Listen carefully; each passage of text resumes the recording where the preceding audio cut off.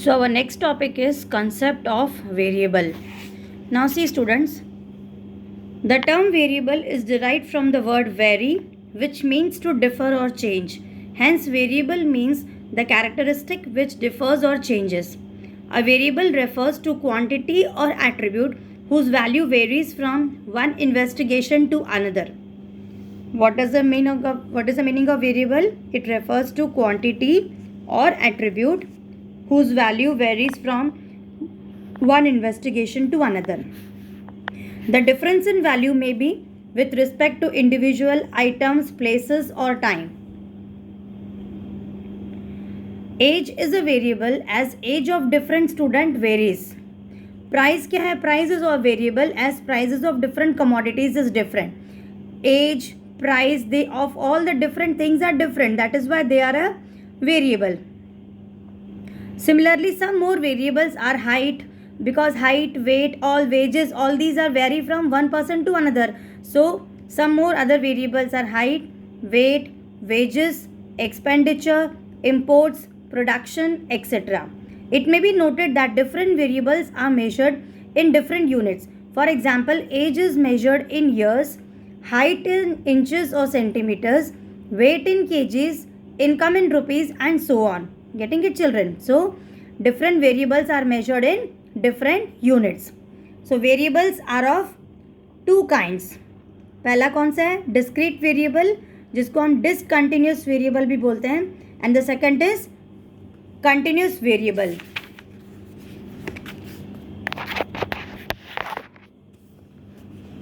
Now see, in the discrete variable, just see what it is.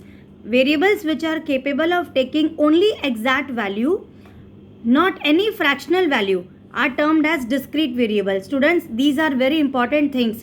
ये जो भी discrete variable, continuous variable मैं अभी बता रही हूँ, ये आपको next chapters में आगे हम लोग पूरा questions करेंगे. It is not theory. Theory is only till 3-4 chapters. But later on in statistics full, you can see, if you turn your textbook, there are all numerical questions. You might have studied this in class 10th also. बस वही सब कुछ है, कुछ कुछ उसके advance features हैं. So basic terms if you don't understand now, later on I am not going to explain this. Discrete का मतलब क्या होता है कि यहाँ पे they are capable of taking only exact value and not any fractional value. For example, number of workers or number of students in a class are discrete variable as they cannot be in fractions. In a class, the number of students, it cannot be like this, 1/5 students are there, 1.5 children are there. No, they all are what? Discrete variable. Similarly, number of children in a family can be 1, 2 or so on, but cannot be 1.5 or 2.75. In such a case, data is obtained by counting. जैसे example देखो, number of children in 40 families in a colony. Number of children 0, मतलब number of families 5 families में there are 0 children. Number of families 7 families में there is 1 number of children. Then in 25 families there are 2 children. Then number of families 3 families there are 3 children. Like that, total 40 children. Number of children in 40 families in a colony, we are able to see the number of children. Now see, in continuous variable, those variables which can take all the possible values, और values मतलब integral as well as fractional. यहाँ पे integral भी होगा और fractional भी होगा. In a given specified range are termed as continuous variable. Thus the height और weight of individuals can be of any value within the limits. In such a case data is obtained by what? Measurement. जैसे देखो, weight of 50 students of class 11th is given, number of students 22. अब 22 students जो है उनका wait है 40 to 45 range के between. Then there are 6 children whose weight varies from 45 to 50. Then there are 9 children whose weight varies from 50 to 55. Then 10 children whose weight comes from between 55 to 60. And 3 children whose weight comes in the range of 60 to 65. So like that, like this we have got the weight of 50 students of class 11th. Now see, discrete variable versus continuous variable. In the textbook, it is given the clear-cut distinction. Students, please read this. Now let us see the next heading, that is frequency. Frequency refers to number of times a given value appears in a distribution. ये सब आप लोगों ने class 10th में पढ़ा था ना mathematics में, मैथमेटिक्स के अंदर स्टैटिस्टिक्स में. So frequency refers to number of times, कोई भी चीज़ जितनी बार वो नंबर ऑफ टाइम्स आ रही है विच appears in a distribution. For example, there are 20 students in a class and out of them 9 students have got 70 marks. मतलब 70 marks जो है कितने स्टूडेंट्स को मिल गया? 9. मतलब वो 70 मार्क्स वाले स्टूडेंट्स 9 टाइम्स रिपीट हो रहे हैं ना. Then 6 students have got 85 marks and 5 students have got 92 marks. Now frequencies will be 9, 6 and 5. ये देखो 9, 6 और 5 ये क्या हो गए? फ्रीक्वेंसी हो गए, क्योंकि ये इतने number of times this much students are coming in this many marks. Now see frequency distribution. Frequency distribution क्या होता है? A table in which the frequencies and the associated values of a variable are written side by side is known as frequency distribution. It is what? ये एक table है जहाँ पे frequency और उसकी वैल्यू आमने सामने लिखी हुई होती है. So frequency distribution can be discrete, वो डिस्क्रीट भी हो सकती है. सी ये है ना, refer figure 4.5. This is figure 4.5. See it can be discrete also. This is discrete variable का एग्जाम्पल है. फ्रीक्वेंसी दी हुई है कि नहीं? सी आमने सामने.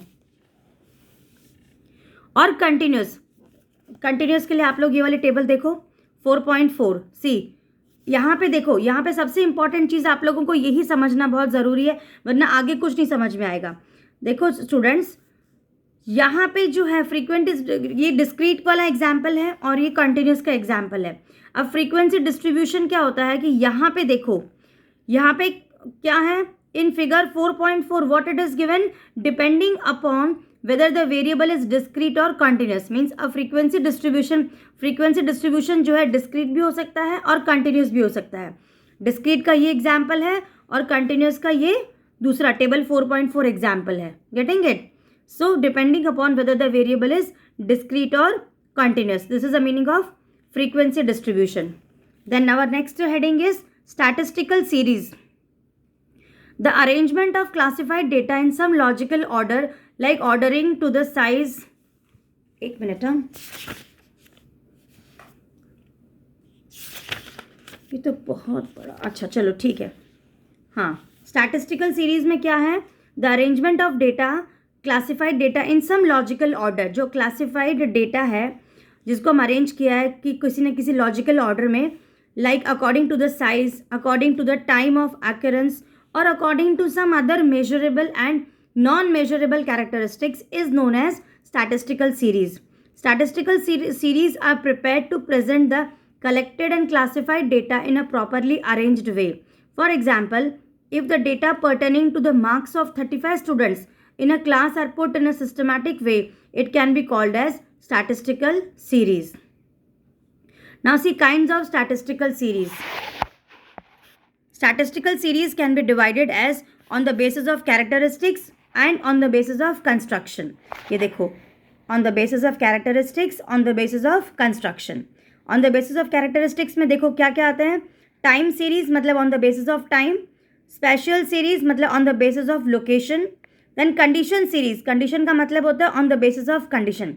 Students, you have to draw this chart in your copy. Then on the basis of construction, individual series, individual observations, discrete series, ungrouped frequency distribution, continuous series, grouped frequency distribution.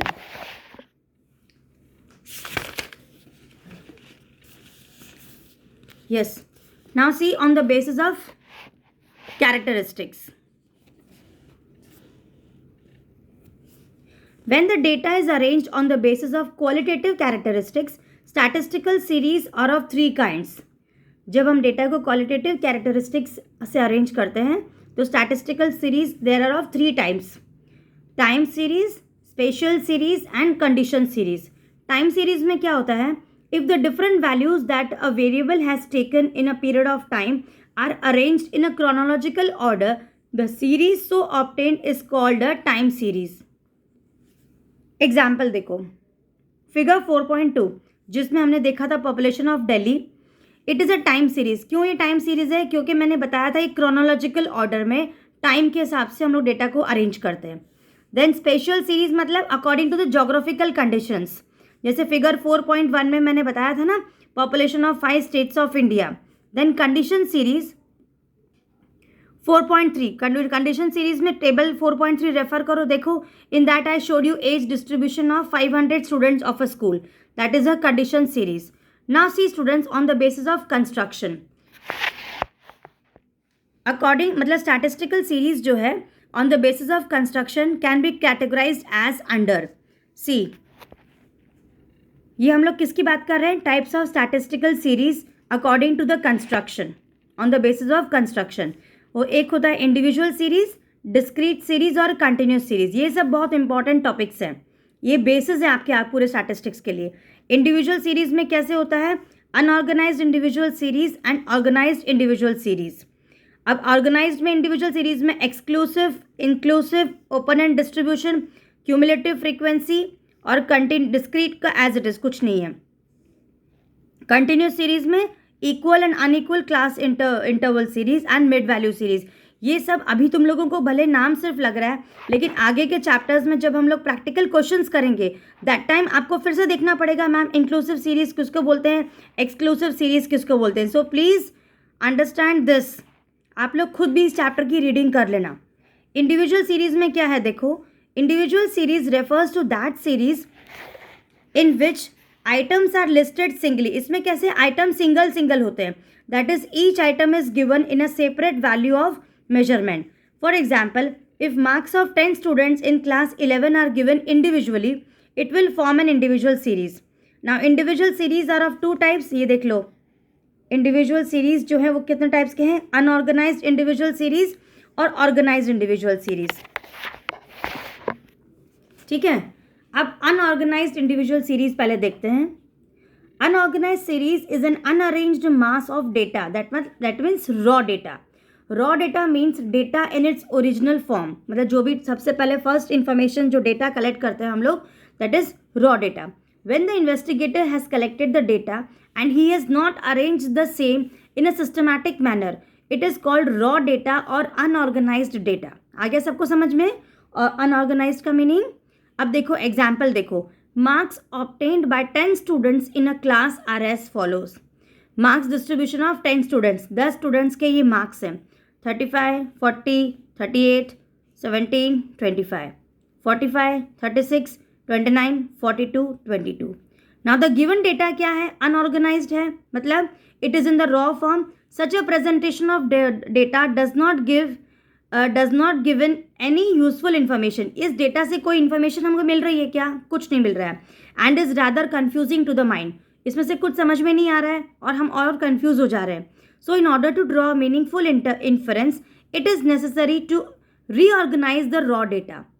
A better presentation of the above raw data is to organize the data. अब इस data को organise करना है. Next वाले में देखो, next में क्या है? देखो, organised individual series. Organised series is an orderly arrangement of raw data and organised individual series may be presented in 2 ways. मतलब ऑर्गेनाइज सीरीज को 2 वे में प्रेजेंट किया सकता है, या तो अकॉर्डिंग टू सीरियल नंबर या फिर according to order of magnitude. Magnitude मतलब असेंडिंग या डिसेंडिंग ऑर्डर में डालना. अब अकॉर्डिंग टू सीरियल नंबर में क्या होता है? ध्यान से देखो.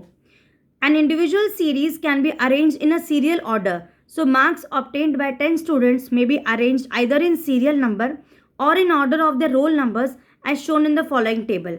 अब इस वाले टेबल में 10 स्टूडेंट्स के मार्क्स दिए हुए हैं. ये तो अनऑर्गेनाइज्ड वे में. अब ऑर्गेनाइज्ड वे में इसी डेटा को देखो कैसे अरेंज कर दिए जाएंगे. Marks distribution of 10 students as per serial number. मतलब 10 बच्चे हैं, उन 10 स्टूडेंट्स का हमने 1 2 3 4 नंबर डाल दिया है और मार्क्स दे दिया. जैसे ये सीरियल नंबर 1, मान लो रोल नंबर 1 को कितने नंबर ऑफ स्टूडेंट्स कितने हैं? रोल नंबर 1 में 35 स्टूडेंट्स हैं. ओके, 35 मार्क्स हैं ये. सीरियल नंबर 2 में 40 students, like this. So according to order of magnitude, मतलब असेंडिंग और डिसेंडिंग ऑर्डर में अगर हम देखते हैं तो an individual observation can also be arranged in order of magnitudes, either ascending और डिसेंडिंग.